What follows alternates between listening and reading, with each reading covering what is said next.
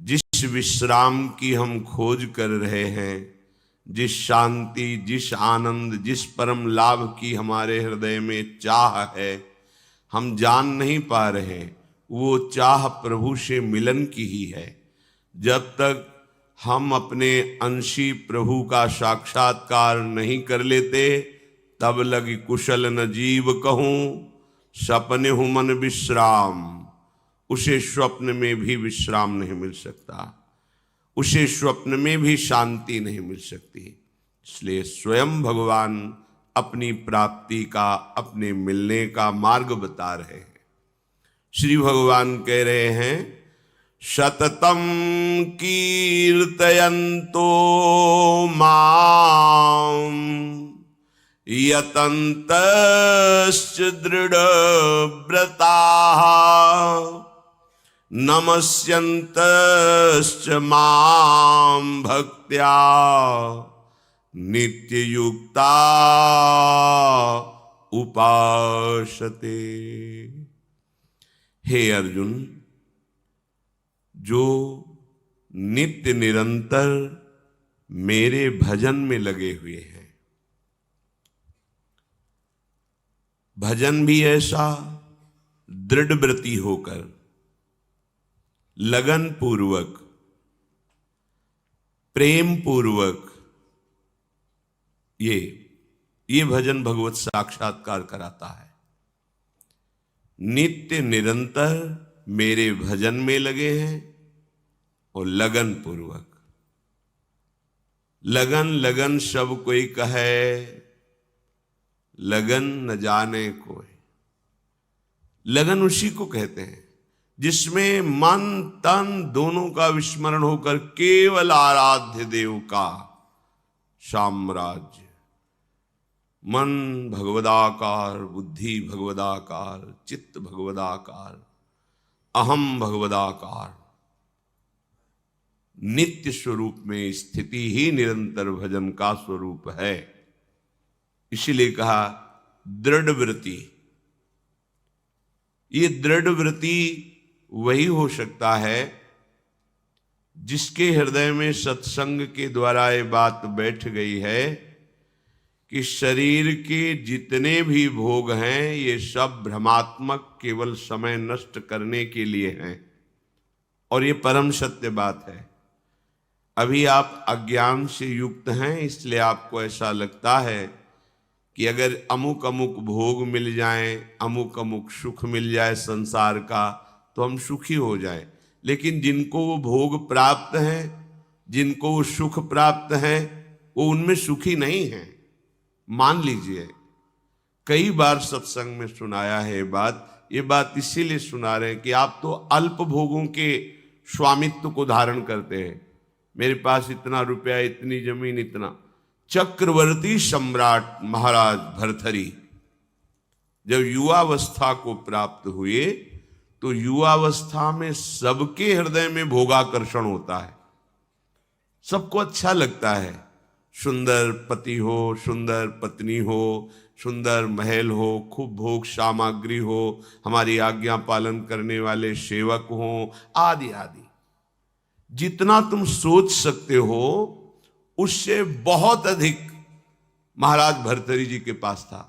क्योंकि चक्रवर्ती उसे ही कहते हैं। भूमंडल में एक छत्र राज्य, जहां से सूर्य उदय होता है और जहां सूर्य अस्ताचल को जाते हैं, वहां तक उनका एक छत्र स्वामित्व। छोटे भाई विक्रमादित्य महान बलशाली, महान बुद्धिमान, कुछ कमी नहीं। यौवन अवस्था का आवेश, बार बार मन भोगों की तरफ, इंद्रियां भोगों की तरफ, क्योंकि इनका प्रमथन स्वभाव है। प्रमथन माने मथ देना, व्याकुल कर देना। जिस भोग का स्फुरण हुआ, संकल्प बना, क्रिया के लिए व्याकुल कर देना, ये प्रमथन स्वभाव वाली इंद्रियां भी हैं और प्रमथन स्वभाव वाला मन भी है। जब तक प्रभु का आश्रय नहीं है, तब तक इस व्याकुलता को कोई सह नहीं सकता। इसी व्याकुलता के वश में आके थोड़ी गलती हो जाती, जीवन भर जेल भोगते हैं, पाप बन जाता है, शरीर असाध्य रोगों से ग्रसित हो जाता है, कोई पूछता भी नहीं। बस इन्हीं इंद्रियों के प्रमथन स्वभाव से दुर्गति होती है। इसको जो सह जाए वही भगवान का निज जन कहलाता है। यम ही न व्यथयन्ते ते पुरुषम पुरुषर्षभ। जो इन इंद्रियों के प्रमथन स्वभाव वाले व्याकुलता विषय आकर्षण को सह गया वही परम पद का अधिकारी होता है। यम ही न व्यथयन्ते ते पुरुषम पुरुषर्षभ सम दुखा सुखाधीरम स्वमृतत्वाय कल्पते। वही अमृत पद का अधिकारी अर्थात परम पद का अधिकारी अर्थात अविनाशी सच्चिदानंद प्रभु के नित्य सानिध्य को प्राप्त होता है। जो इंद्रियजन्य भोगों की व्याकुलता को सह जाए, पर वो वही सह सकता है जिसने परम सामर्थ्यशाली भगवान श्री हरि के नाम का आश्रय लिया है। भर्तरी जी के हृदय में स्त्री के प्रति आकर्षण पैदा हुआ। सर्व सामर्थ्यशाली थे, आदेश किया, कई बार सुनाया है, पर ये बार बार सुनकर कम से कम समझ में तो आ जाए। विश्व की सबसे सुंदर राजकुमारी को हमारे पास पत्नी के रूप में वर्ण करने के लिए लाया जाए। कौन नहीं चाहेगा ऐसे सम्राट, ऐसे सुंदर वैभवशाली राजा को अपना पति बनाना। एक पिंगला नाम की बहुत सुंदरी युवती को वर्ण किया भर्तरी जी ने, और मन में विचारा कि आखिरकार भोगों में क्या सुख है, इसके लिए मुझे एकांत चाहिए। विक्रमादित्य से कहा, आप राज्य शासन को संभालिए जब तक हम अनुभव नहीं कर लेते।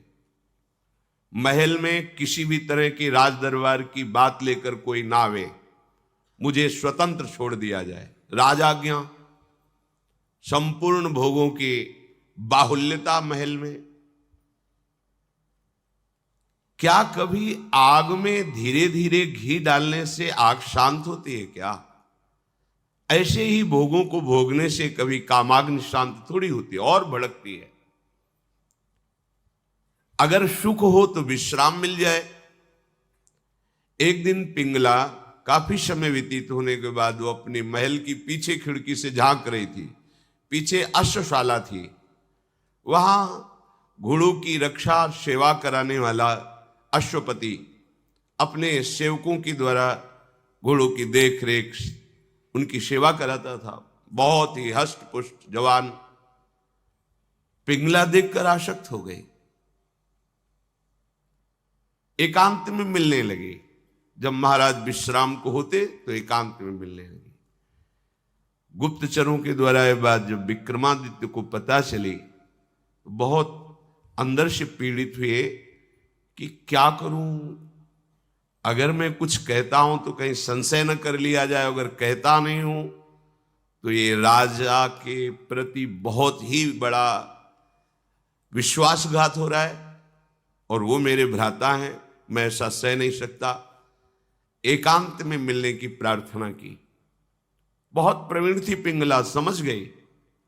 महाराज ने कहा, आज मेरा भाई मेरे से मिलना चाहता है, पता नहीं क्या समस्या है। उनका मुझे पता है, जाइए पहले आप पूछ कर आइए। राजा को आश्चर्य हुआ, मेरे तक बात नहीं पहुंची, इसको पता है। बहुत प्रवीण थी, पर विषयों में प्रवीणता कोई प्रवीणता नहीं कहलाती। प्रवीणता तो विषयों के त्याग की होनी चाहिए। बुद्धिमत्ता गड्ढे में गिरने की नहीं होती, बुद्धिमत्ता उससे निकलने की होती है। विक्रमादित्य ने कहा कि मेरी बात पर विश्वास किया जाए महाराज, जो महारानी पिंगला है इनका चरित्र ठीक नहीं है, ये अश्वपाल से संबंध रखती हैं, ऐसा मुझे गुप्तचरों के द्वारा पता चला है। आवेश में अंदर गए। रानी ने कहा, हम बता रहे हैं। वो क्या बता रहे होंगे? वो यही बता रहे होंगे कि अश्वपाल से हमारा गलत संबंध है। ये तुम्हें कैसे? मुझे पता है। कैसे पता है? देखो, हम आपको प्रमाणित नहीं करती, पर आपके भाई चरित्रहीन है। नहीं, इसका प्रमाण चाहिए। आप ऐसे पवित्र भाई के ऊपर ऐसी बात नहीं लगा सकती। तो धन दे करके किसी राज सैनिक को अपने अनुकूल करके किसी एक सदगृहस्थ परिवार को इस बात पे राजी किया कि तुम सभा में कहो कि हमारे बहू को ये राजपद पर होने पर गलत दृष्टि रखते हैं, गलत आचरण करते हैं, नहीं तो तुम्हारे पूरे परिवार को मरवा दूंगी। और वो महारानी पद में है, अगर ऐसा बोला तो सब सुख सुविधाएं आपको दे देंगी। वो बेचारा राज भय के कारण ऐसा ही बोला। महाराज की आसक्ति थी पिंगला में, भर्तरी जी की। उन्होंने बिना कुछ विचारे पिंगला की सलाह से और वो प्रमाण सदगृहस्थ जो बोला उससे उन्होंने विक्रमादित्य का राज निष्कासन आदेश कर इन्हें राज्य से बाहर कर दिया जाए, कभी हमारे सामने ना आए, हमारा ऐसा धर्महीन भाई नहीं हो सकता। विक्रमादित्य ने समझाने की कोशिश की लेकिन उनको समझ में नहीं आया। अब तो स्वतंत्रता, लेकिन जो धर्म युक्त होता है भगवान उसकी रक्षा करते हैं। एक ब्राह्मण तपस्या कर रहा था धन लाभ के लिए। देवराज इंद्र प्रकट हुए और उन्होंने कहा कि ये लो अमृत फल, और अंतर्ध्यान हो गए। ब्राह्मण ने कहा वैसे ही दरिद्र हूं, भूखे मर रहा हूं, अमर होके क्या करूंगा, मुझे तो धन चाहिए था। तो चलो विचार आया भगवत प्रेरणा से कि ये फल हम महाराज भर्तरी जी को दे देते हैं। अगर धर्मात्मा राजा बहुत काल तक अमर रहेगा तो प्रजा सुखी रहेगी। राज दरबार में तपस्वी ब्राह्मणों के लिए कहीं कोई रोक टोक नहीं थी। वो गए महल में मिलने की आकांक्षा की, तुरंत आदर सहित महाराज भर्तरी उपस्थित हुए। आज्ञा कीजिए। और उनका हमने तपस्या की थी धन प्राप्ति के लिए, पर मिला ये मुझे अमृत फल, क्या करूंगा अमर होकर, वैसे ही गरीब हूं। हमारी इच्छा है कि आप जैसे धर्मात्मा राजा यदि अमर रहेंगे तो प्रजा का पुत्रवत पालन करेंगे, और मुझे धन चाहिए तो आप धन दिला दीजिए और ये अमर फल ले लीजिए। अविश्वास की कोई गुंजाइश नहीं थी क्योंकि तपस्वी ब्राह्मण थे। महाराज भर्तरी ने आदेश किया जितना ये धन चाहे इनको दे दिया जाए। अमर फल लेकर एकांत में विचार किया कि मेरा संपूर्ण मन तो पिंगला में लगा हुआ है, मैं अमर होकर क्या करूंगा। यदि पिंगला अमर हो जाए तो जब तक जीवित रहूंगा ये हमारे साथ रहेगी। पिंगला को बुलाया और कहा महारानी ये फल खा लीजिए, हमारे देश के ब्राह्मण की तपस्या से ये अमर फल मिला है, इससे तुम मरोगी नहीं, अमर हो जाओगी। उन्होंने कहा आपको पता है कि अमर फल ऐसे नहीं पाया जाता, स्नान आदि करके देवार्चन करके हम पा लेंगे, दे दीजिए। ले लिया। पिंगला ने विचार किया कि अगर मेरा मित्र अश्वपाल अमर हो जाए तो फिर हमारा मिलन होता रहेगा। एकांत में जब अश्वपाल मिला तो उसको अमर फल दे दिया कि तुम पालो इसे। उसने भी कहा हम पालेंगे, लेके चला गया। और उसकी परम आसक्ति थी महाराज के दरबार की नर्तकी वैश्या से। नवयुवती अत्यंत सुंदर। उसने उस वैश्या को बुलाया अश्वपाल ने और कहा कि अमर फल मुझे प्राप्त हुआ है, मैं अमर होके क्या करूंगा, मेरी आसक्ति तो तुम्हारे में है, तुम इसे पालो, अमर हो जाओगी। तो जब तक मैं जीवित रहूंगा तुम्हें देखता रहूंगा, तुमसे मिलता रहूंगा। वैश्या ने फल ले लिया।